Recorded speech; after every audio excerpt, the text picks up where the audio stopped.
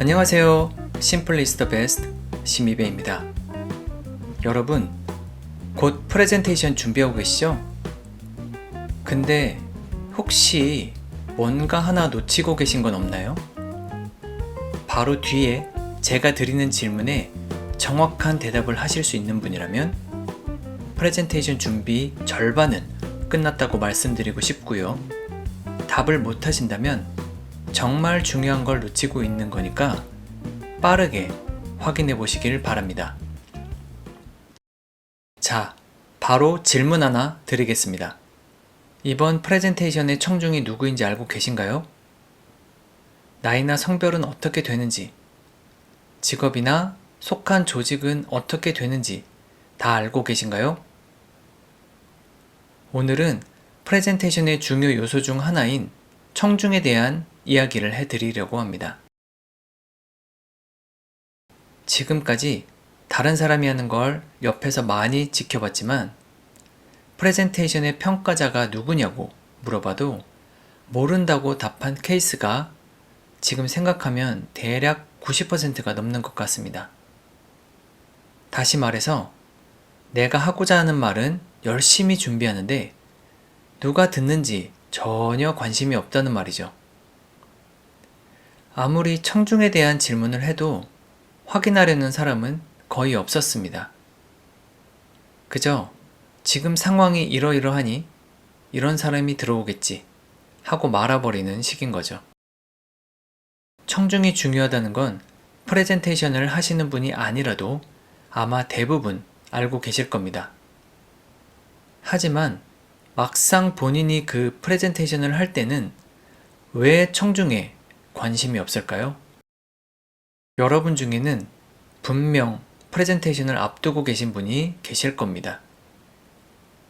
프레젠테이션을 앞둔 지금 왜 아직도 청중이 누구인지 확인하지 않으셨나요?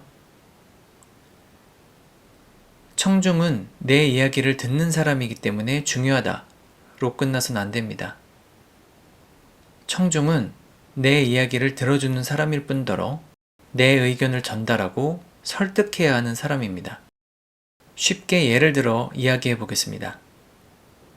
어린아이의 잘못된 행동을 바로잡아야 할 때 철학과 인간의 도리를 따져가면서 이야기하실 건가요?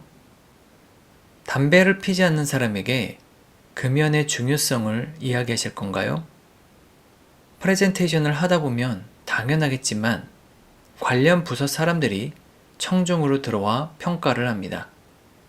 그래서 지금까진 청중을 파악하는 일이 그다지 중요하지 않다고 느끼셨을 수도 있습니다. 하지만 프레젠테이션 결과는 어땠나요? 수주율이 높았다면 다행이지만 정말 운이 좋은 분이라고 말씀드리고 싶습니다. 프레젠테이션은 작은 부분에서 승패가 갈리기 때문에 사용하는 용어나 설명 수준과 같은 부분까지 아주 세심하게 챙겨야 하는데 청중이 누구인지 정확히 모르고 들어간 프레젠테이션은 대부분은 좋지 않은 결과로 끝나곤 하거든요. 다시 말하지만 프레젠테이션의 목적은 청중을 설득하는 것입니다. 설득하려면 듣는 이의 눈높이에 맞춰서 쉽게 이해할 수 있게 말해야 하는 건 기본이죠. 경쟁자보다 디테일한 부분에서 신경 쓰면 결과도 당연히 더 좋아질 수 있습니다.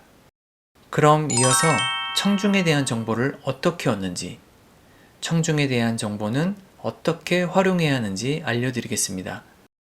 내용이 도움이 되었다면 구독과 좋아요 부탁드립니다. 청중에 대한 정보를 어디서 어떻게 얻어야 할까요? 너무 쉽습니다. 그냥 물어보세요. 이 정보를 알고 있는 담당자에게 물어보면 됩니다.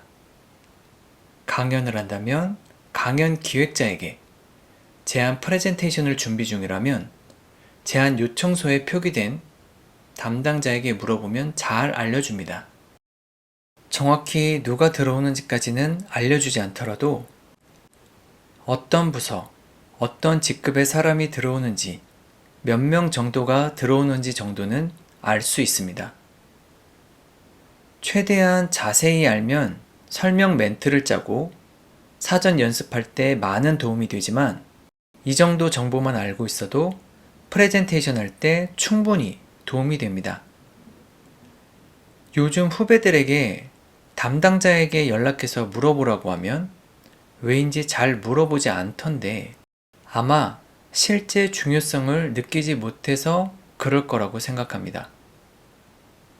하지만 직접 물어보고 본인이 경험하지 않으면 아무리 이론으로 설명해줘도 그 중요성을 느끼기엔 한계가 있습니다. 그러니 이 영상을 보시는 분이라면 믿져야 본전이라는 생각으로 꼭 한번 경험해 보시길 바랍니다. 이제 우리는 이렇게 얻은 정보를 가지고 프레젠테이션 전략을 짜야 합니다. 청중에 대한 정보에 맞춰서 프레젠테이션에 사용할 용어의 난이도를 결정하고 청중이 할 질문에 대한 깊이나 카테고리를 예상해 볼 수 있습니다. 프레젠테이션을 할 때는 완전 초보자도 이해할 수 있을 정도로 쉽게 설명하는 게 기본이지만 같은 분야의 사람끼리 모여 있을 땐 전문 용어를 사용하는 게 이해가 더 쉬울 수도 있습니다. 질문도 마찬가지인데요. 구매팀에서는 예산에 대한 질문을 할 거고요. 마케팅팀에서는 마케팅 플랜과 관련된 질문을 할 겁니다.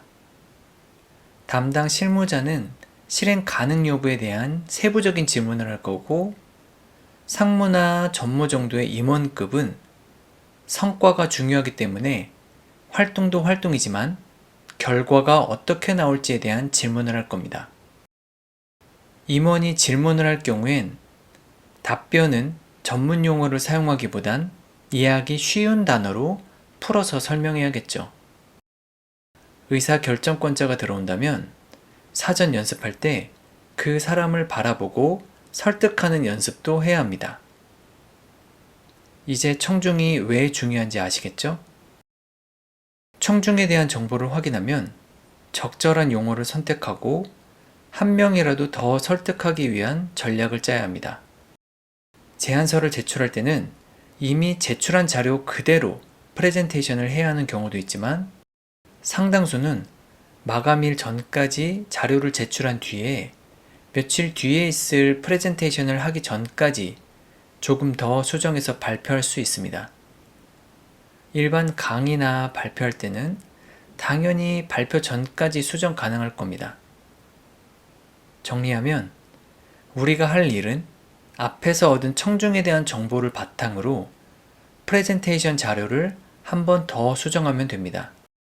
전문 용어를 사용하거나 아래쪽에 주석을 달아서 이해를 돕는 방식 등 청중의 이해 수준에 맞춰서 설득할 수 있도록 자료를 수정하면 됩니다.